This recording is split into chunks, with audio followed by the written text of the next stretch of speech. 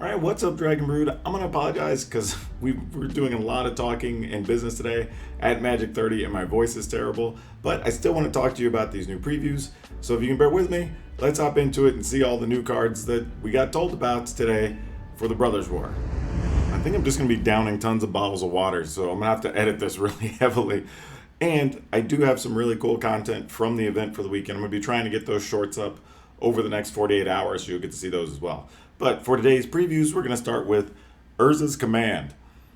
It's 2 colorless, blue for an instant. Choose 2 creatures you don't control. I'm sorry about that. I sound like I'm going through puberty at 12. Creatures you don't control get -2 until end of turn. Create a tapped Power Stone token. So we're starting to see that on a lot of Erza's cards here. Create a tapped 0/0 colorless construct artifact creature token with this creature gets +1/+1 for each artifact you control, or scry 1, then draw a card. So I'm not totally sure how powerful this is, right? We're looking at 4 abilities that in and of themselves independently don't really go together. So there's not like 2 you're going to choose all the time. Like you could choose to scry and draw a card and then make the Power Stone so you have more mana to do something else. You could also just make a creature, and if you already have a bunch of artifacts, then it's +1/+1. Or if I guess you need a chump blocker in a tough situation, you could make a Power Stone and choose the other one, so then you just have like this 1/1 art, I guess a 2/2 artifact technically. So like, yeah, or if your opponent's attacking, let's say a bunch of tokens, you can give them -2, -0. So like, is this card good? Probably. And again, I think this is going to be like a bit of circumstance based on how good Power Stones are, or how heavy or how powerful the artifact heavy list are. But it is instant speed, so that's something you can't really discount. But the reality is we also have other things people have been playing during their instep, like Memory Deluge as an example, that may still be the preferred spell for the time being. Well, we had Erza's Command, so why not Gix's Command? 3 colorless, black, so it costs 1 more than Erza's Command.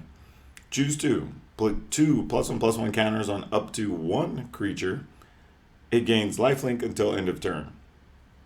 Interesting. So it's not up to 2. You could put 0 or 1 creatures to put 2 counters on. Destroy each creature with power 2 or less. All right. So another sweeper yet again. Return up to 2 creature cards from your graveyard to your hand. I could see this getting used a lot for that ability. And then each opponent sacrifices a creature with the highest power among creatures they control. So yeah, this is actually a pretty flexible removal card in most cases, which is what I expect this is going to be used for. You can pump your teams and pump a creature and get some lifelink out of it in a pinch. But this one actually feels pretty good. There's going to be a couple of modes you may want to use here, even if it's just make a creature larger and then get rid of everything that's 2 or less, right? That's an option. So yeah, overall, it's kind of a cool card. I don't know where it fits, at 5 mana. We just have so many things. Like, especially right now where you have Invoke Despair, I don't know how often you're going to play this. But it's cool and it's different. I don't have a problem that it's around. So why not just keep talking about the command? So we have Mishra's Command. It's X and a red sorcery. Choose 2. Choose target player. They may discard up to X cards, then draw a card for each card they discarded this way. This spell deals X damage to target creature. This spell deals X damage to target planeswalker. Target creature gets +X/+0 and gains haste until end of turn. This one's actually kind of cool in the flexibility of it, right? I like this because it can be a removal card for a creature or a planeswalker if you need it to be. It can also just pump another creature that may be getting through, because we already are playing different types of dragons and the Phoenix chick, stuff like that. So this could actually be pretty good in that regard. The draw X, discard X is neat, but I feel like that's going to end up being more of a thing for some of the commander type decks more than for 60 cards. But it is cool to still have as an option, right? If you have some situation where you get stuck with lands in hand, or you're just digging for a particular card, this could help set that up for you. Now the downside is it is a sorcery, but each of the abilities, the different modes on this are actually not bad. So many commands today. So we have Kayla's Command. 1 colorless white sorcery. Choose 2. Create a 2/2 colorless construct artifact creature token. Put a +1/+1 counter on a creature you control. It gains double strike until end of turn. That's going to get used a lot. And then search your library for a basic lands card. Reveal it, put it into your hand, then shuffle. or you gain 2 life and scry 2.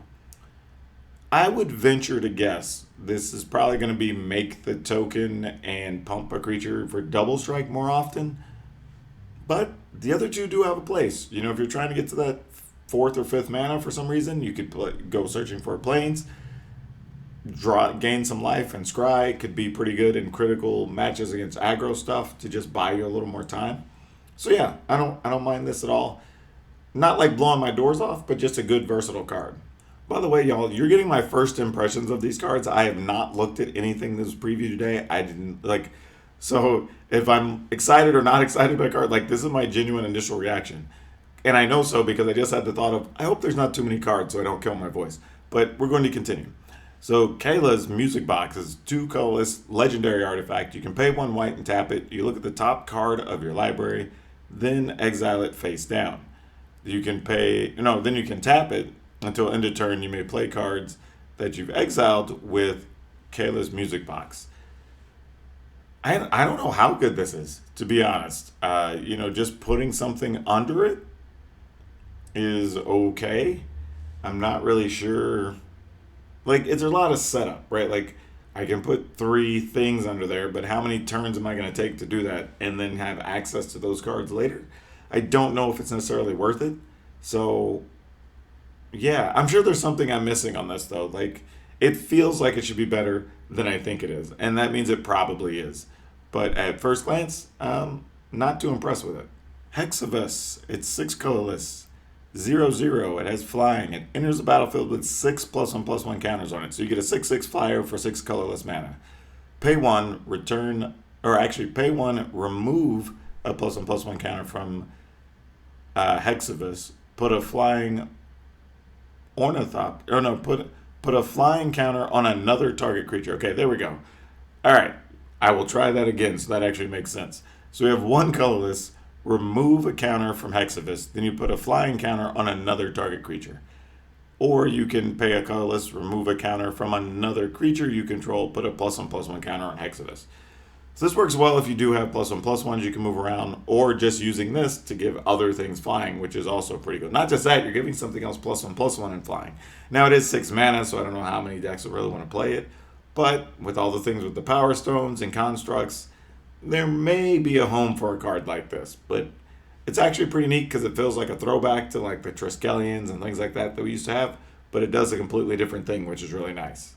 We have Glintraker, 3 colorless and a blue for a 1/3 flying Drake. Glintraker gets +X/+0, where X is the highest mana value among artifacts you control. Whenever Glintraker deals combat damage to a player, you may reveal that many cards from the top of your library. Put an artifact card revealed this way into your hand and the rest into your graveyard. Well, obviously, this is built for artifact-based decks. This makes a lot of sense. You make the creature bigger for having bigger artifacts in play. You connect, you can get artifacts into your hand. Yeah, if you build that deck, this is just a really good creature for it. All right, we got Blast Furnace Hellkite, 7 red. My goodness, for a 5/5 dragon.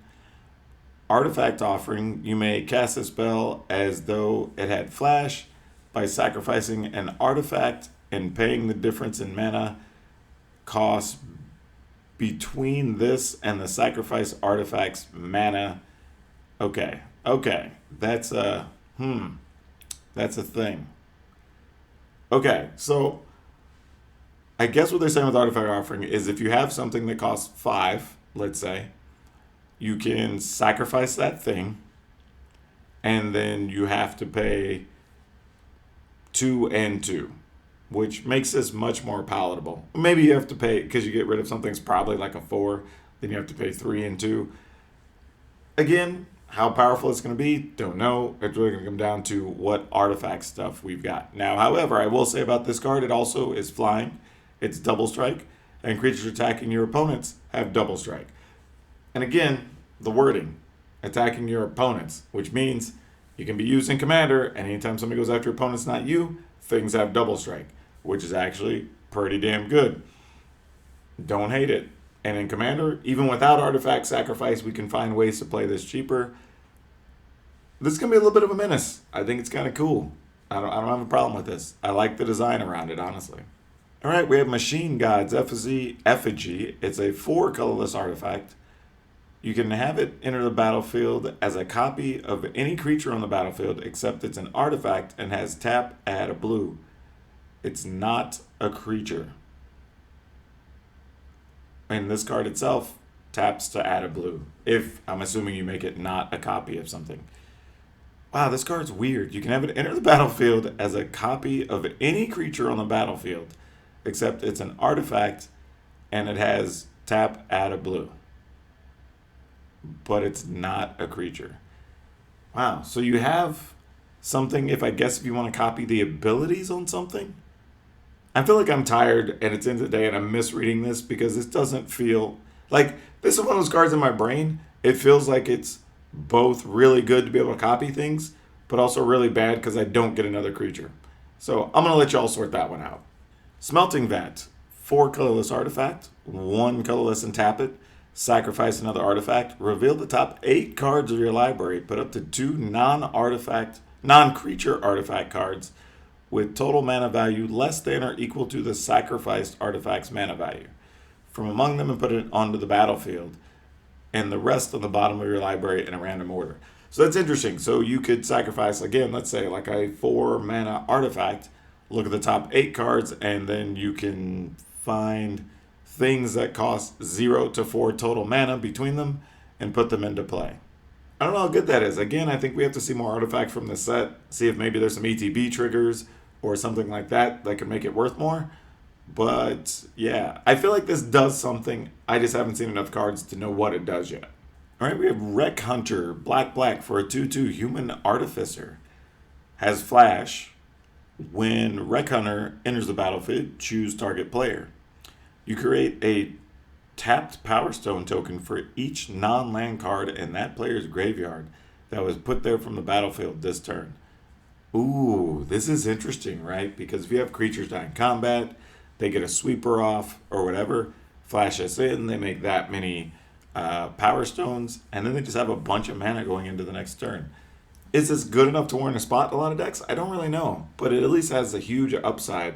Or if you're playing something that needs you to have more permanents or more tokens or whatever, like that's an option. Or something that turns the tokens into something else, right? So I can see some different uses for this card. It's not normal by any stretch, but it's kind of neat. I like the fact that they're doing something different here with the black card. All right, I've never even seen this name before. So Vorthos folks, I know you're about to fry me for that, and I apologize. But Terracieres? That's close enough. Terracieres Devastation. X, 2 colorless, black, sorcery. You lose X life and create X tapped Power Stone tokens. Then all creatures get -1/-1 until end of turn for each artifact you control. So this isn't even just a normal sweeper where like you would pay 4 and X to deal that, but you also in exchange get some number of Power Stones just for the effort. So if we were willing to play something that was, pay X, creatures get -X/-X, this is infinitely just better because you get the Power Stones. So yeah, I don't know. This is a weird card, but I actually think it might be decent.